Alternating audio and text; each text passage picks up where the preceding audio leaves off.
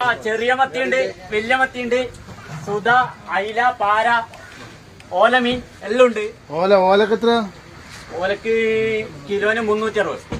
UP സ്കൂളിലെ ഹിന്ദി അധ്യാപിക ദിവ്യയും സുഹൃത്തുക്കളും സജീവമായ മീൻ വിൽപ്പനയിലാണ്.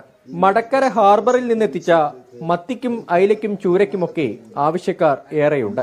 നാടിനൊരു കളിക്കളം നാളേക്ക് വേണ്ടി അതിന്റെ ഭാഗമായിട്ട് ഈ പ്രവർത്തനങ്ങൾ മുന്നോട്ട് പോയിക്കൊണ്ടിരിക്കുകയാണ്. കുട്ടികളുടെ ശോഭനമായ ഭാവി മുന്നിൽ കണ്ട് മുഴുവൻ ആളുകളും നാളെയുടെ വാഗ്ദാനങ്ങളായ കുട്ടികൾക്കൊരു കളിക്കളം ഒരുക്കുന്നതിന് ഭാഗമായുള്ള ഈ മീൻ ഫെസ്റ്റുമായി സഹകരിച്ച് ബേക്കൽ പോലീസ് സ്റ്റേഷനിലെ സിവിൽ പോലീസ് ഓഫീസറായ ലിനീഷ് അല്പം മുൻപാണ് മീൻ വിൽപ്പന അവസാനിപ്പിച്ച് ജോലിക്ക് പോയത്. സജീവമായ മീൻ വിൽപ്പനയ്ക്ക് പിന്നിൽ ഒരൊറ്റ ലക്ഷ്യം മാത്രം. നമ്മളെ നാട്ടിലെ കുട്ടികൾക്ക് ഒരു കളിസ്ഥലം ഉണ്ടാക്കുന്നതിന് വേണ്ടിയുള്ള ഒരു പരിപാടിയുടെ ഭാഗമാണിത്. മീൻ നമ്മൾ മടക്കപ്പോൾ ആദായ വിലക്ക് നമുക്ക് മീൻ ലഭിക്കുന്ന സ്ഥിതി ഉണ്ടായി.